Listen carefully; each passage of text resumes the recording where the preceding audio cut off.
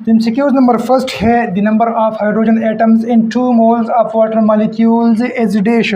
देख लीजिए, ये एमसीक्यूज केमिस्ट्री की बेसिक कॉन्सेप्ट से नंबर ऑफ हाइड्रोजन एटम्स बंदा पूछ रहा है हाइड्रोजन एटम्स के बारे में। तो आपको पता है हर चीज़ के एक मोल में 1 मोल में कितनी पार्टिकल्स होते हैं, 6.023 मल्टीप्लाइड बाई 10 पावर 23। अब 2 मोल ऑफ वाटर मॉलिक्यूल्स हैं तो 2 मोल्स में कितने पार्टिकल्स होंगे। 2 मोल्स के लिए हम इस नंबर को 2 पर मल्टीप्लाइड करेंगे। 2 multiplied by 6.023 multiplied by 10 power 23, तो इससे आ जाएगा 12.046 मल्टीप्लाइड बाई 10 पावर 23 या 1.2046 मल्टीप्लाइड बाई 10 पावर 24। ठीक है। अब चूंकि एक वाटर मॉलिक्यूल में आपको पता है 2 हाइड्रोजन एटम्स होते हैं पर वाटर मॉलिक्यूल, इसीलिए हम 2 मोल्स ऑफ वाटर से जो ये पार्टिकल की तादाद आ गई इसको हम अब फिर से 2 पर मल्टीप्लाई करेंगे।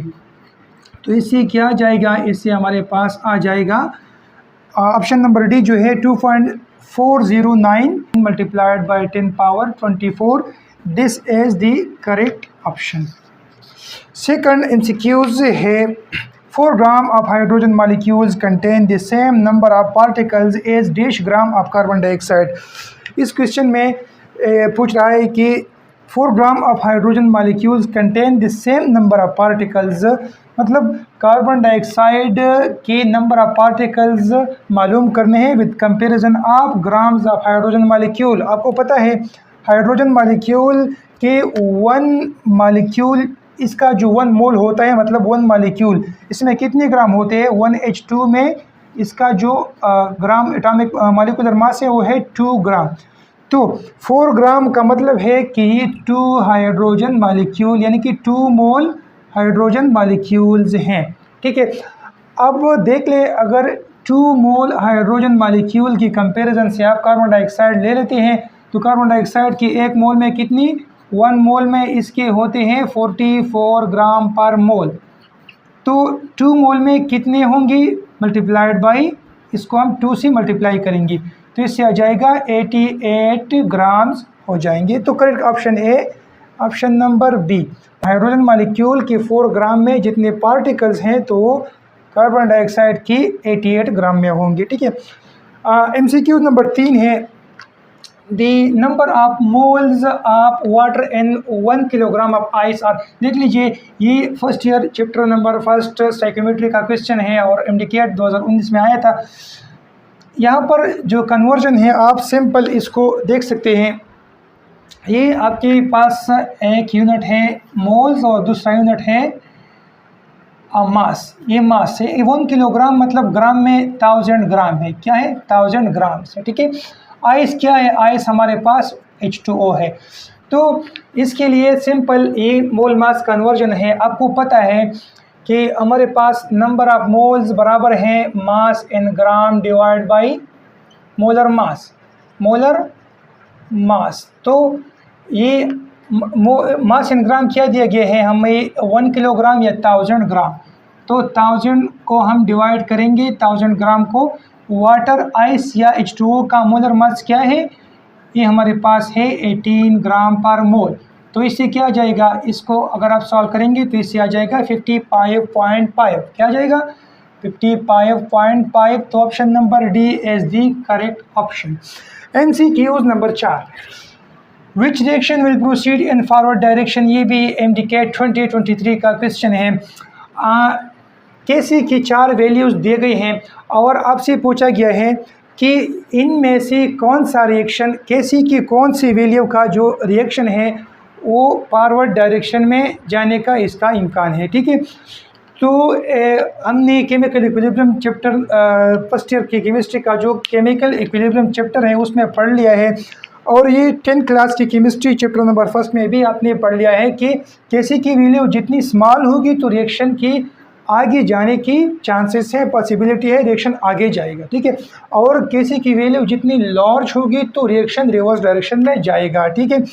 तो यहाँ पर ये कहता है कि कौन सी वैल्यू के लिए रिएक्शन फॉरवर्ड जाएगा। तो आप सबसे स्मॉल वैल्यू को तलाश करेंगे। तो इन 4 ऑप्शन में सबसे स्मॉल वैल्यू क्या है, 1/100, तो Kc is equal to 1/100। Option D is the correct option. ठीक है।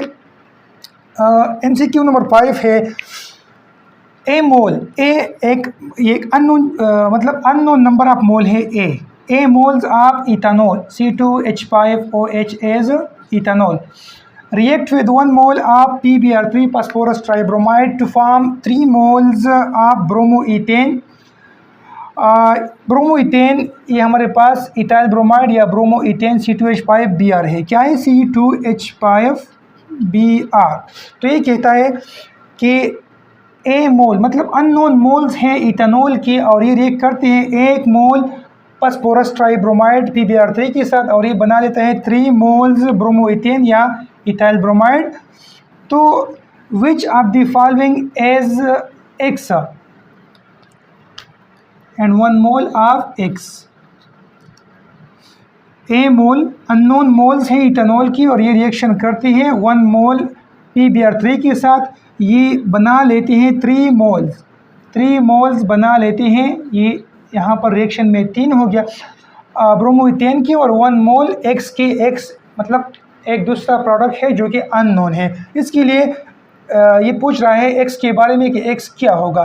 तो सिंपल ये रिएक्शन इस्तेमाल करना है और इससे प्रोडक्ट निकालना है। ठीक है। ये क्वेश्चन नम्स 2016 का क्वेश्चन है। ऑप्शन दिए गए हैं A H3PO4 phosphoric acid, option number B है H3PO2, ऑप्शन नंबर सी है HPO3 और ऑप्शन नंबर डी है H3PO3 फास्फोरस एसिड। तो यहाँ पर आप देख ले C2 ये रिएक्शन पहले रिएक्शन लिख ले C2H5OH ये हमारे पास इथेनॉल है और ये रिएक्शन करता है PBr3 के साथ। तो बनता है यहाँ पर दिया गया है कि 3 मोल्स बना लेता है इथाइल ब्रोमाइड या ब्रोमोइथेन की और जो बाकी प्रोडक्ट है उसको X से ज़ाहिर किया है। X क्या होगा? ठीक है। तो सबसे पहले यहाँ पर इथाइल अल्कोहल जो है इथानॉल C2H5OH उसका तादाद इसने पोशीदा रखा है A। ये उसने एक्सप्लेन नहीं किया, वो दिया गया नहीं है। ठीक है। तो आप यहाँ पर रिएक्शन बैलेंस करने के लिए आपको चाहिए कि रिएक्टेंट और प्रोडक्ट साइड्स पर नंबर ऑफ एटम्स बराबर हों। ठीक है। तो यहाँ पर आप देख लें 3 2s are 6 कार्बन एटम्स हैं, यहाँ पर 2 है तो सिंपली यहाँ पर 3 लगा लें तो ये भी 6 हो जाएंगे। तो ये रिएक्शन अब जो है ये बैलेंस है। ठीक है। अब नंबर ऑफ ऑक्सीजन यहाँ H3PO3 जो मैंने लिखा है किस तरह लिखा है, यहाँ नंबर ऑफ ऑक्सीजन एटम देख ले 3 ऑक्सीजन।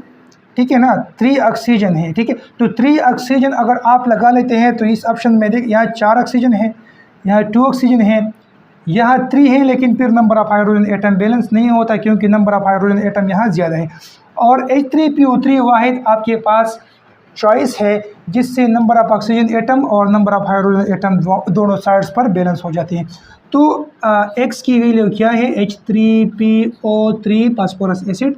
X आपके पास आ गया क्या? ये H3PO3। ठीक है। MCQ नंबर 6 है Many elements have fractional atomic masses, this is because तकरीबन सारे जो एलिमेंट्स है पीरियड टेबल में शायद मेरा कैमरा आपको दिखा ना सके यहाँ पर, लेकिन पीरियड टेबल लगा हुआ है। तकरीबन सारे एलिमेंट्स के जो मासेस है वो फ्रैक्शन में है, मतलब होल नंबर नहीं है मासेस। तो ये क्यों, इसके लिए वजह क्या है? तो सिंपल सी बात है, ये बेसिक कॉन्सेप्ट से ये क्वेश्चन उठाया गया है कि तमाम एलिमेंट्स के तकरीबन तमाम एलिमेंट्स के आइसोटोप्स होते हैं और आइसोटोप्स खुद भी फ्रैक्शनल मासेस होते हैं। एलिमेंट्स के जो पीरियड टेबल में मासेस हैं तो वो मासेस हमने उन तमाम आइसोटोप से एवरेज निकाल कर उनका एवरेज निकाल कर हमने पुट किए हैं वहाँ पर एलिमेंट्स के साथ। इसीलिए ऑप्शन नंबर सी जो है वो आपके पास करेक्ट ऑप्शन है, ये कि atomic masses are average of isotopes. ठीक है। अच्छा, MCQ नंबर 7 जो है द अमाउंट इन लीटर। यहाँ पर आप देख लें अमाउंट इन लीटर जब आ गया तो ये यहाँ पर आपका वास्ता पड़ जाएगा वॉल्यूम के साथ। ठीक है। The amount in litre of oxygen at STP standard temperature and pressure that is required for combustion of 4 gram of ethylene is dash liter। ठीक है। तो ये 4 ग्राम मास सिंपल आपने यहाँ पर स्टोइकोमेट्री के जो कन्वर्जन करने हैं वो आपने करने हैं मास वॉल्यूम कन्वर्जन। ठीक है। लेकिन इसके लिए तरीक़ाकार क्या होगा, ये ऑप्शन दिए गए हैं। ये नम्स का MCQ है 2017 वाला। तो इसके लिए सबसे पहले आपने रिएक्शन लिखना है, और बैलेंस केमिकल रिएक्शन ये है कि जो इथाइलिन है, इथाइलिन इसका फार्मूला है C2H2 18। तो ये C2H2 आपके पास इसके लिए 3 ऑक्सीजन मॉलिक्यूल दरकार होंगे, और ये रिएक्शन कंबशन रिएक्शन है, ये 2 कार्बन डाइऑक्साइड प्रोड्यूस करेंगे और 2 H2O। अब इस रिएक्शन को देख लें। सबसे पहले 4 ग्राम आपने कन्वर्ट करने हैं मोल पर, ठीक है। तो इथाइलिन के सबसे पहले आपने इथाइलिन के 4 ग्राम नंबर ऑफ मोल में कन्वर्ट करने हैं। तो 4 ग्राम डिवाइड बाई मोलर मास है इथाइलिन का 28.05, ठीक है। तो 28.05 मोलर मास ग्राम पर मोल पर आप डिवाइड करेंगे 0.142 मोल, ठीक है। अब कन्वर्जन के लिए आ जाइए, एक्विवेलेंसी या कन्वर्जन फैक्टर जिसे कहते हैं। अगर 1 मोल यहाँ पर 1 है ना, 1 मोल इथाइलिन के लिए 3 मोल ऑक्सीजन चाहिए, ठीक है। तो 0.142 मोल के लिए 0.142 मल्टीप्लाइड बाई दिस 3, ठीक है। तो 0.142 को 3 पर मल्टीप्लाई इसकी आ जाएगा 0.427, क्या आ जाएगा 0.427। ये स्टोइकियोमेट्री का जो कन्वर्जन है उससे ये क्वेश्चन उठाया गया है, लेकिन क्वेश्चन थोड़ा सा ट्रिकी है। तो हमारे पास कन्वर्जन फैक्टर हमने कंपैरिजन कर लिया कि 1 मोल के लिए इतना दरकार है, तो 0.142 के लिए इस 3 को 0.142 के साथ मल्टीप्लाई कर लिया, तो 0.427 मोल ऑक्सीजन दरकार होगा। अब फाइनल आपसे क्वेश्चन किया गया है the amount in litre of oxygen, oxygen की अमाउंट उसको वॉल्यूम में दरकार है, ठीक है। तो 0.427 मोल ऑक्सीजन के जो है ये हम वॉल्यूम में कन्वर्ट करेंगे। तो फार्मूला है number of mole is equal to volume divide by molar volume, volume divide by molar volume, ठीक है।